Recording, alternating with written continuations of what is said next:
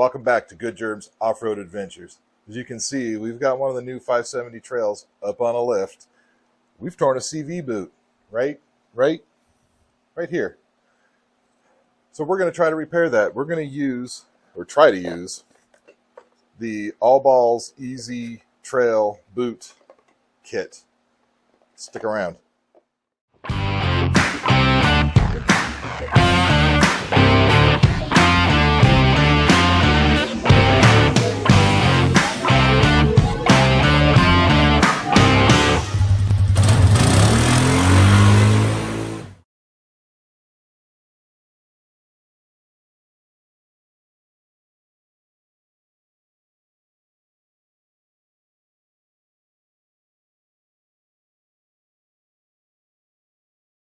Let's get you in here. You can see what we're looking at. So let's see, can we zoom in? Oh, look, we've zoomed. So it's not so much here as it is,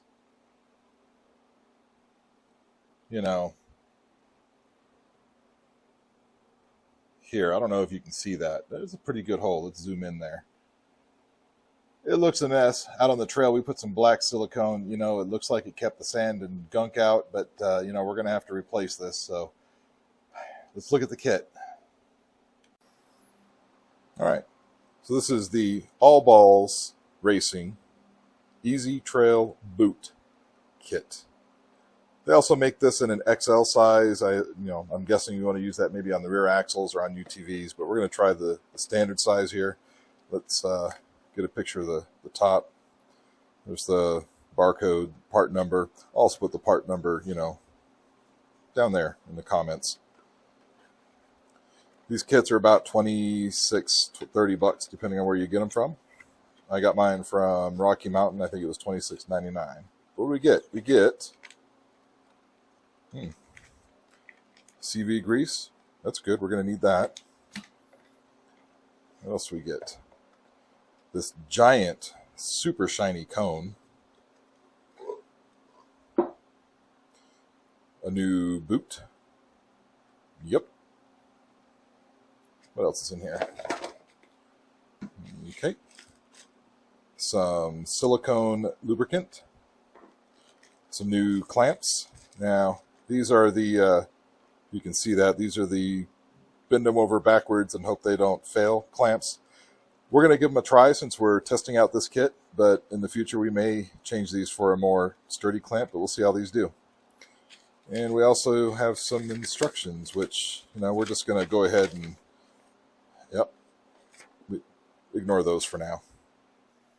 All right, so first things, third, we've got to get this thing apart. So we've got to get the wheel off. We have to get the disc brake assembly off. We've got to get the hub pulled out so we can actually get access to the, to the broken part.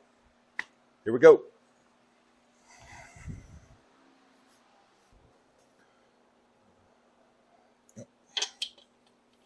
Yep. Mm-hmm. Don't do it. Don't do it. Dang it.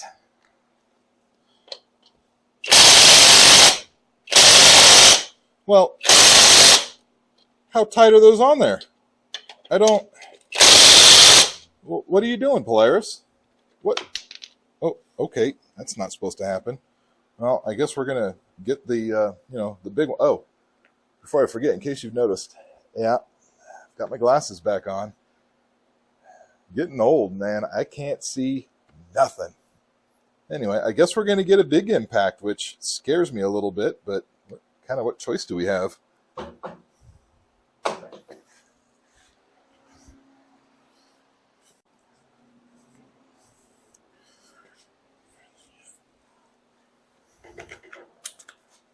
Well, I guess we're going for the big one. I don't know that I recommend this, but I've never seen lug nuts on a quad, ATV, four-wheeler. I've never seen lug nuts this tight, so I'll be honest, this scares me a little bit, but if I can't get them off with an electric impact, I don't know what else to do. Let's, let's make sure it's on backwards, or we don't want to go forwards, or, okay. Well, These things are these are as tight as what goes on my Excursion, it seems like. Goodness, look at that.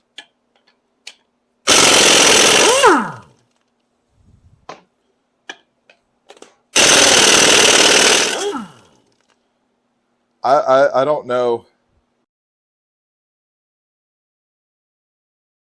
Already mounted, or if the dealer has to put them on, but somebody, you know, that's way too tight. The owner's manual says 33.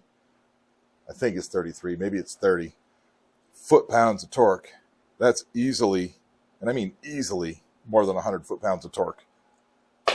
These little lug nuts, they can't take that. They're just, they can't take that kind of torque. So you get one of these, just beware. These are tight.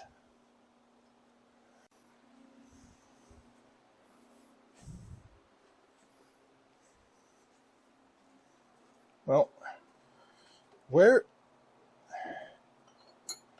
I can't. So in case you're curious, I found a socket that fits a bolt, and I set it down somewhere to grab a ratchet and some extensions, but I've been walking around the garage for about 20 minutes, and I can't find the socket. You would think it's a 10 millimeter, but no, it's actually a 12, 12 millimeters. That's unusual to lose. I just can't find it. Well, what are you doing? Well, all right, so we found it. It's, for whatever reason, it was hiding behind the refrigerator over there. I have no idea why I would have set it down by the refrigerator, but, oh, here it is. That tells you right there, it's not a 10 millimeter because, I found it. If it had been a 10 millimeter, no, you never would find it. You'd never see it again. Not even when you pack up to move. You will never see it again. All right, so let's see. We got the wheel off. We took all the torques to get the wheel off. So we're going to take the brake caliper off. And there's a couple of bolts in here. And if you haven't figured it out by now, they're 12 millimeter. Oh, that extension's way too long. Let's try a shorter one.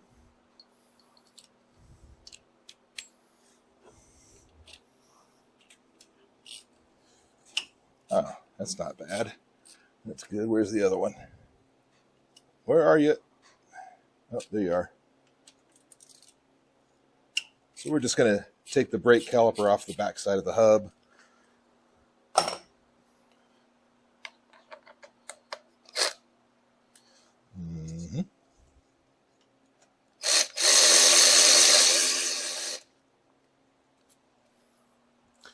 Apparently, there's a couple of washers on there. Don't lose those.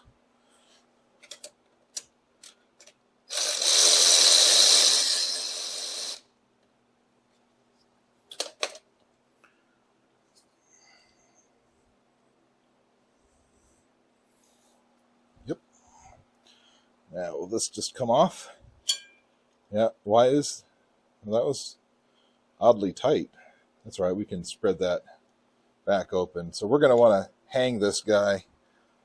Unfortunately, with the tie rod here, I can't really, it's not heavy like on a car, but I also don't want to just, here we go. There we go. Yep. I'm just going to hook it here. Well, hook it here. Hook it here. There we go. There we go. You don't want to hang your brake calipers off the lines, They could just pop and you got brake juice everywhere. So let's go ahead and let's turn this back, and then we can get the hub off. We have a cotter pin. We have a nut. Don't really know how big that nut is. Let's go get some stuff for the cotter pin and the nut. That's also a sign of getting old. When you stand up, sit down, you make noise, you're old. And when you go to put this back together, you don't want to put the same cotter pin back on. I mean, if you're on the trail, you do what you have to do, but if you're in the shop, you should have access to some cotter pins. And this one just wants to fight.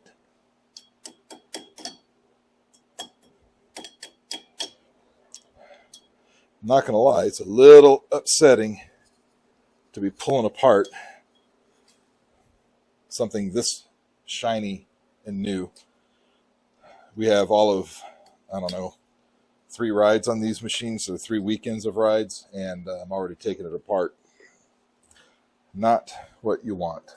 All right, what size are you now? This one. No. This one. Yes. Anybody want to guess the size? It's metric. You want to guess? No, that's wrong. No, you're close. Yep, you got it. 27 millimeters. Yep. Put this up here. Sure.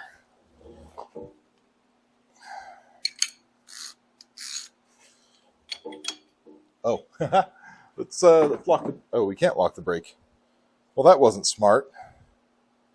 Well, how are we gonna break that loose?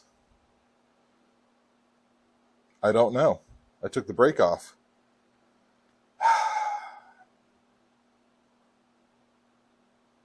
Okay. All right.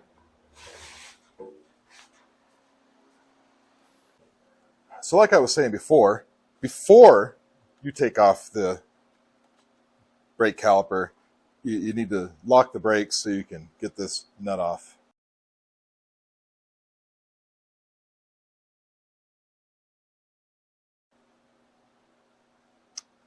Anyway, let's go ahead and lock the brake.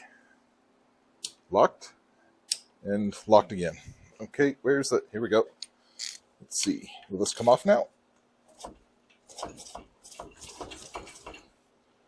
Nope.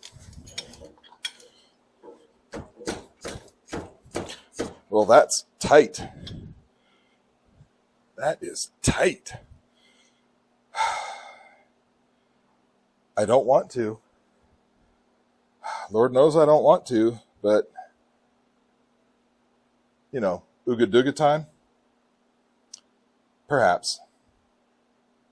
Oh, goodness.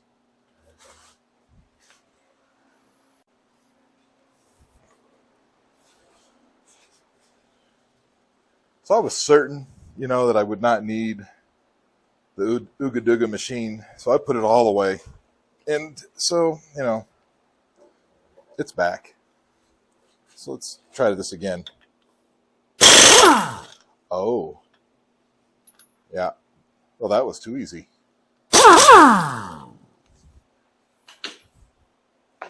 Okay. 2 washers. Now, like I was saying earlier, you know, if you were paying attention, now is probably a good time to go ahead and take off the brake caliper, because you can't quite get to this other nut with it in the way. So we're just going to go ahead and do like I said earlier and take off the caliper.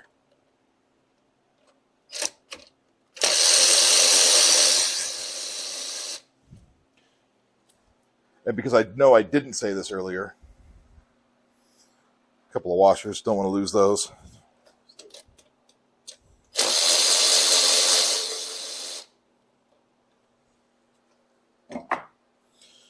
This footrest, well, you know, the thing where you put your feet, that's a handy little tool shelf. Okay, oh, let's undo the brakes. Yep.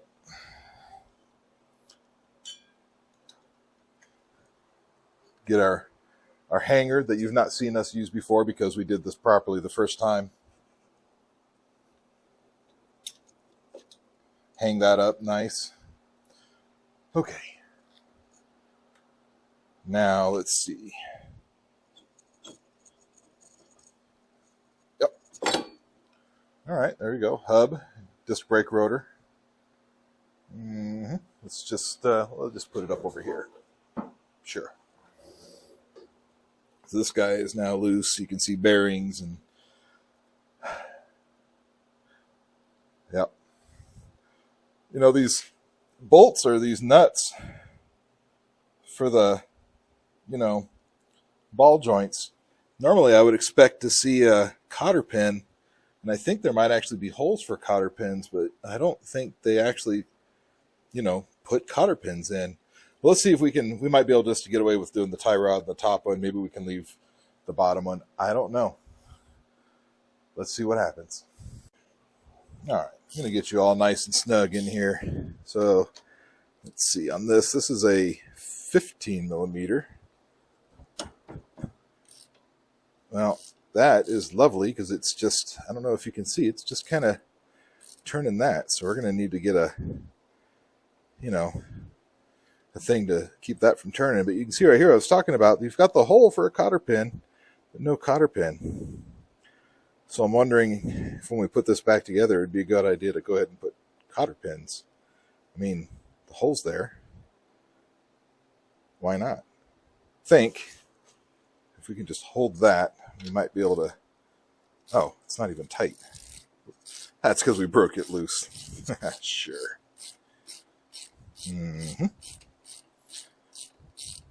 This must be one of them fancy nylon style lock nuts. Maybe that's why they didn't put a cotter pin in there.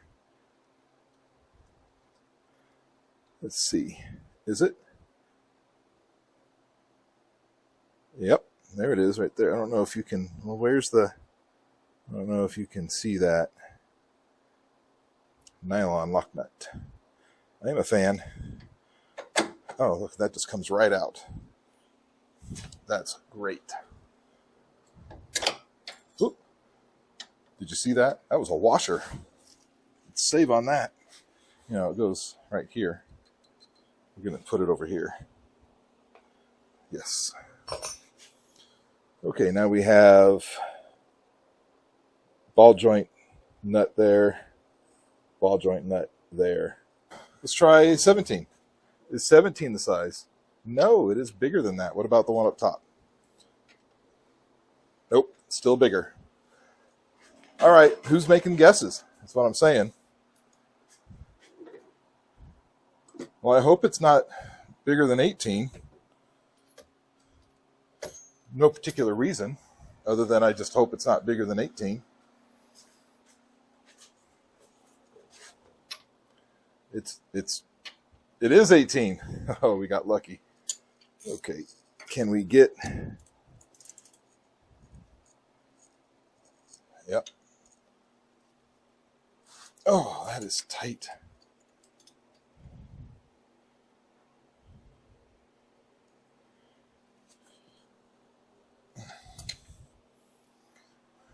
You want to try the bottom one first?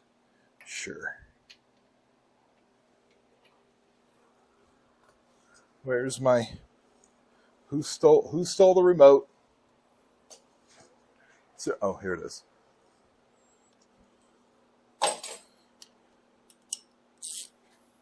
Lefty loosey, righty tighty, except when you're upside down. Oh, there we go. That's not bad.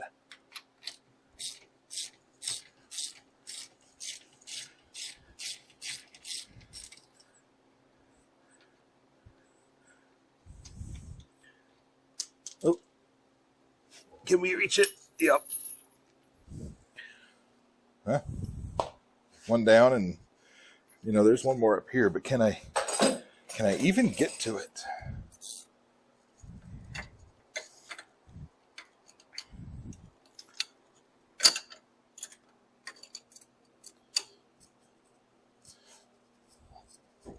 Oh, that wasn't bad. That just came right off. Listen, folks. Ratcheting wrenches. Can you see it? There it is. Ratcheting wrenches. They are handy. Which is also the same reason why I didn't want anything bigger than 18 millimeter, because this is the largest, you know, millimetre type ratcheting wrench that I own. I don't know why. Get it? Yes. There we go. Now the question is, how do we separate those? I've seen a few different methods. You put an actual, tool that pops it. I've also just seen people just kind of tap on these with hammers, but it's shiny. You see how shiny? It's still black and shiny, and I don't know that I want to go beating on it, with a talk to it stick. Let's try a splitter first. Will this even, I don't even think this splitter thing, maybe if we, nope. I guess we get a talk to it stick and, let's lightly bang it. Can we just not scratch and bang this up? So let's do it kind of lightly if we can. All right. Sure. It hurts. I can't do it. Is what I've got to find another way. I can't hit this. It's too nice and too shiny. Maybe with a rag. Hang on. I'll be right back.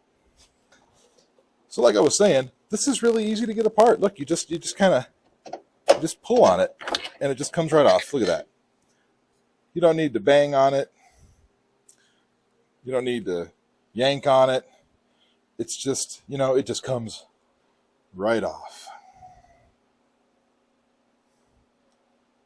Hammers were used.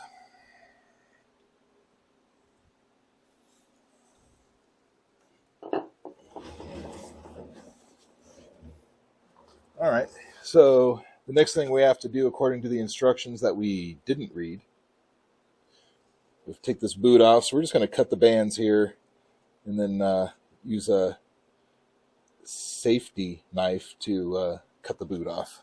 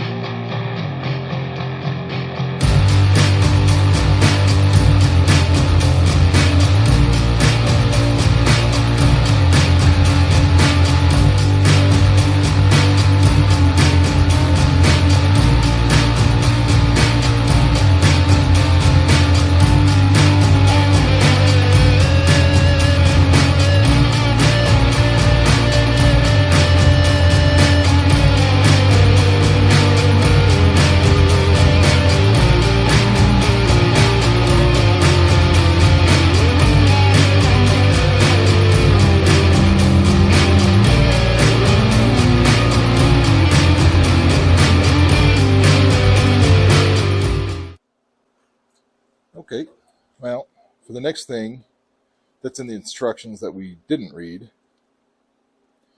we need to clean this up. We're going to do that real quick. We're going to wipe the grease down, and then we're going to hit it with some laughing gas just to tidy it up. Sure. Ow.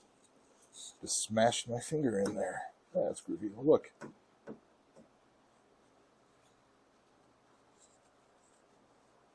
Okay.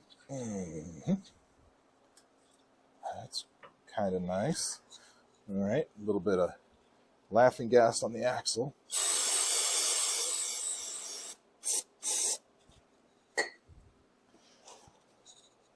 And get the rest of this off of there. Okay. That's good. Well, that looks nice. Clean around this part. If you've never seen the inside of a CV joint, let's bring you in. You can see what they do. Here it is.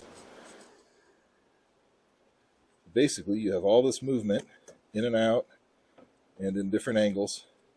And when it turns, it just keeps everything in line in a constant velocity. Get it? Constant velocity? Yeah, I didn't get it either. Okay.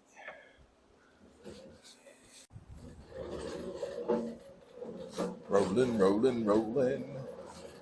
Yep. Okay. Now, if you've never seen this kind of kit before, the idea is this shiny black cone can be used to take your boot and you put it over. This is supposed to be super flexible, and it should stretch out all of it to get over that. As you can see, this cone fits right over that. And then this would go slippy, slippy, slidey, slidey, stretchy, stretchy, push, push, and up to there. Sounds easy. The YouTube video I found on the website made it look easy. But, you know, we'll see how easy it really is. I think instead of doing the pushy, pushy, slidey, slidey, stretchy, stretchy here, I think I'm going to do it on the bench, get this all lubed up so I can push it down, get it all the way to the bottom on the bench, and then just get it the last little bit down here. So I think we're going to try it that way. And, you know, maybe this will make a good drinks cup afterwards, you know, for various beverages. You can put it in a cup holder and, no? Okay. Kind of something that makes this kit also kind of nice, as you can see, you've got a step here. And that's in case you need to customize the size of this end of the boot to fit, you know, the big end of the CV thing. So you can either do it now if you think you know the size, or you can get it slid on there and then, you know, cut it. But this should cut quite easily with a safety knife of some sort. We're going to do this silicone-y stuff, and we're just going to, you know, jaloob it. Yep, and it's already open, so that's nice. Does it just, oh yeah. Okay, we're just getting it all on there. And I don't know what happens if you run out of the stuff. I'm assuming you can maybe use a silicone, another sort of silicone lubricant, like in a spray can. I've got some of that in case this stuff doesn't, you know. All right, so let's see how this goes. We're gonna, oh wow, that actually seems like it's gonna go, oh, nope.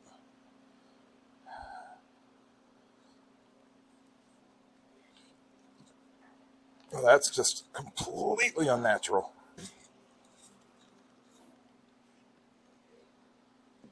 Oh, I'm putting all of my backs into it, and it just doesn't want to go.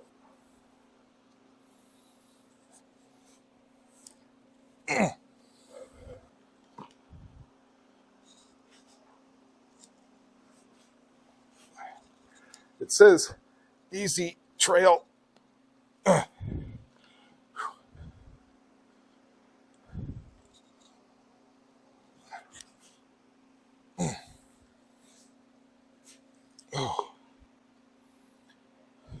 My wrist is already hurting, and that's not meant to be a joke.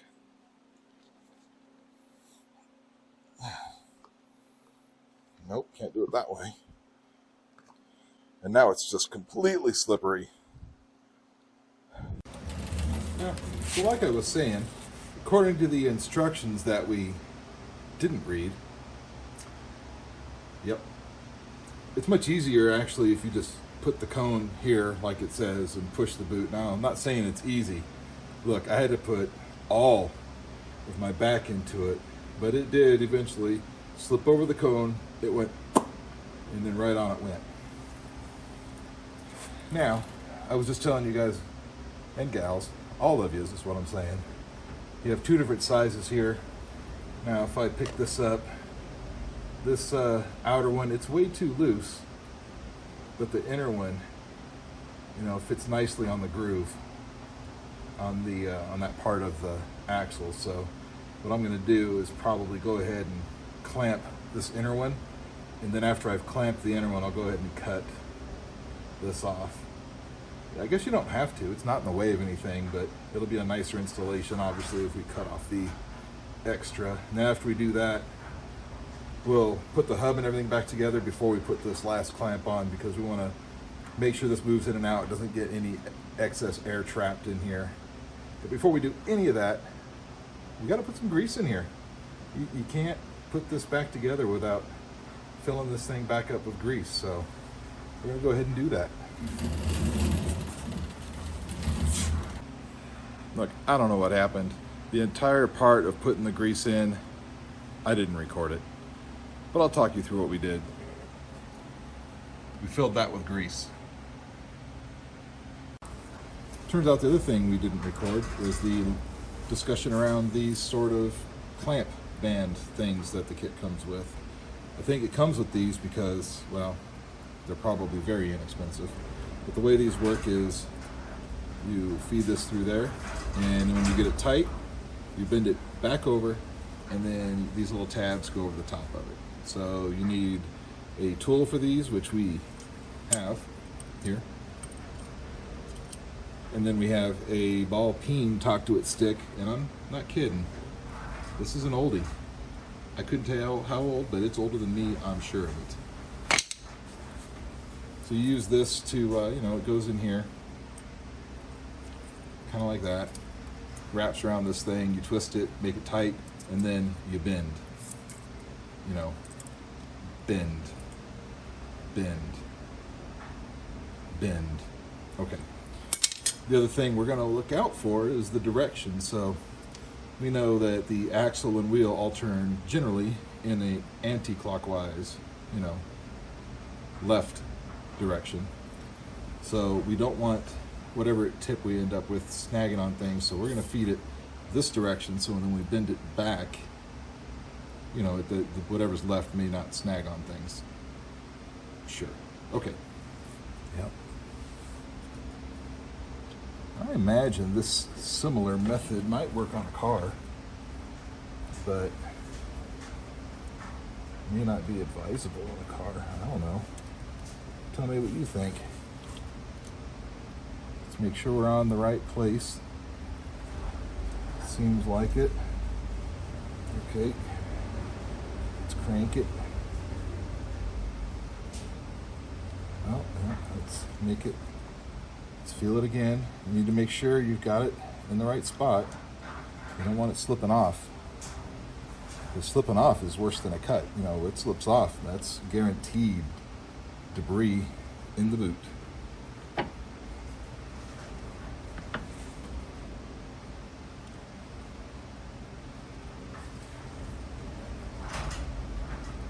that feels pretty tight, so I'm gonna rotate this kind of like that. And that should stay. You should be able to just pull this out like that. Can you see? Oh yeah, I think you can see. That's fine. But I think I'm gonna go ahead and cut that. What about these cutters? Maybe these will cut it. Probably not. Oh, well that cut it right now. Those. Okay, so now we've got it. Let me rotate this, you can see it. We've got it bent over. So now we're gonna finish bending it over. Probably need to cut this a little more right there. There we go. So now we're just gonna, well, probably do it from the back side. We're just gonna tap on this crease here to make sure it's good and creased.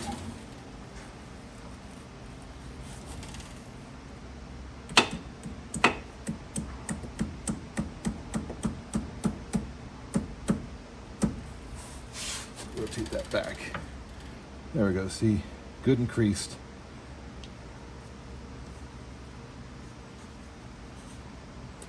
Now we're gonna fold these tabs over somehow. Maybe with the pliers here. Can I get out these fancy A-arms here? Okay. Just fold it over. There we go. Yep. And then we're gonna fold that one.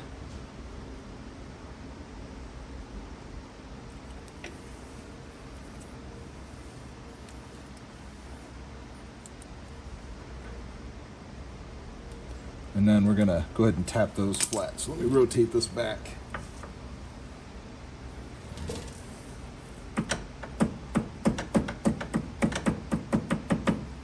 There.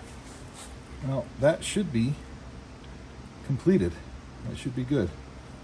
According to the instructions that we threw away, that should be good. So now we're just going to reassemble the hub, and then we're going to come back to this part because we want to make sure we get any trapped air out, because this thing really needs to sit kind of out here.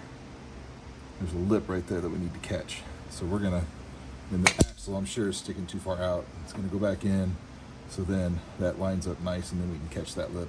And, you know, all is right in the world.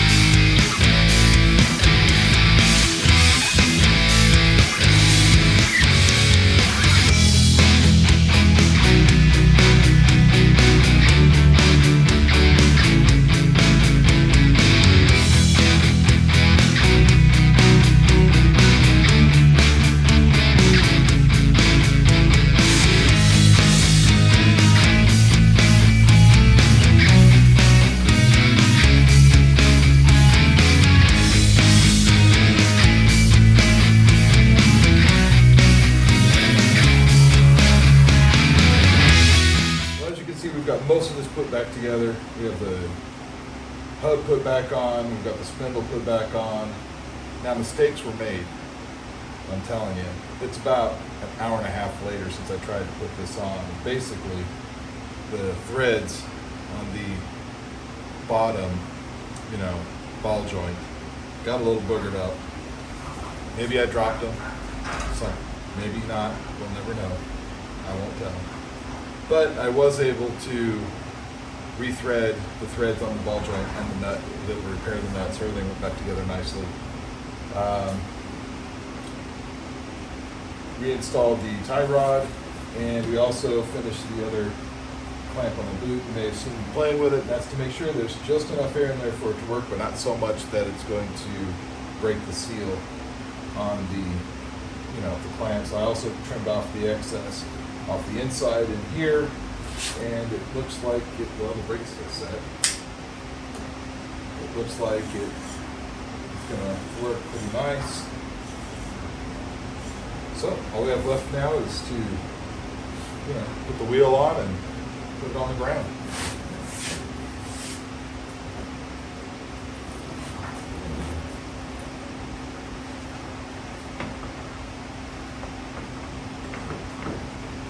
Well, kit, you fit when you came off. Oh, there you go. Oh wait, nope. Just kidding. Purposefully didn't finish for you folks. Old cotter pin. We're going to put a new cotter pin. Just feed that through there.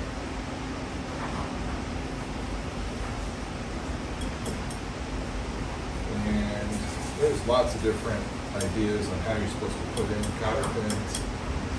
I'm going to copy what the factory did, whether it's right or wrong. I'm just going to bend that over. That's the way the factory had it. Normally, I tend to split it around the outside of the nut, but like I said, just going to copy the factory. Now we'll put the wheel back on. Sure.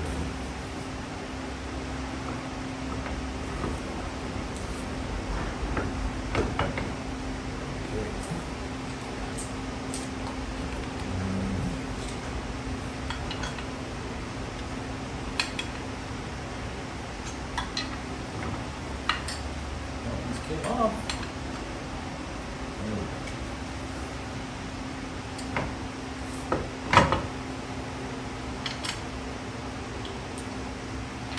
I don't know about these lug nuts. These are shiny, fancy.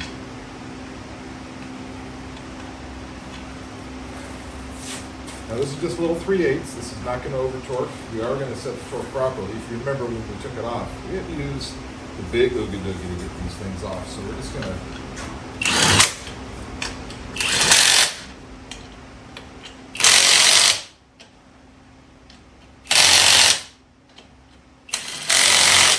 I don't care who you are.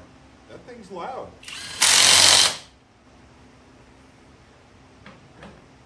Well, let's set it on the ground, lock the brake, and get these torqued.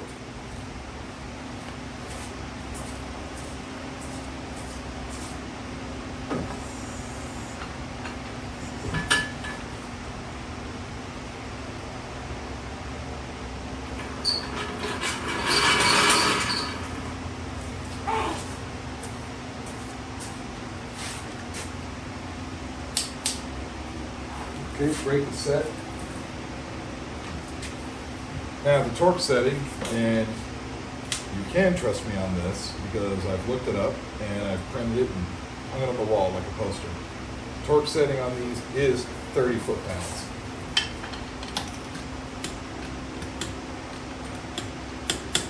Yep. Yep.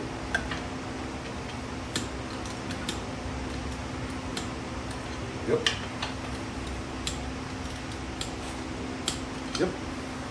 There we go. We have finished. Let's bring you in for a closer look at what we've done.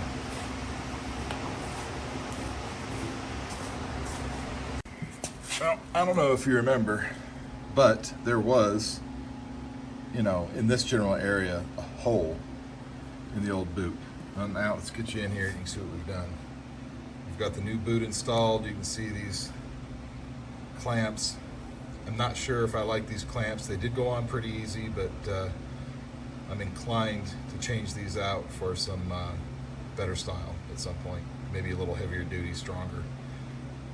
The boot was a little bit short, right about here. Looks like it'll be fine.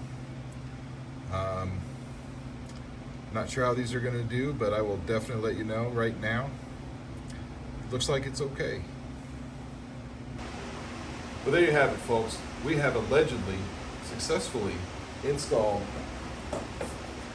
the All Balls Racing Easy Trail boot kit on our 2022 Polaris Sportsman 570 trail.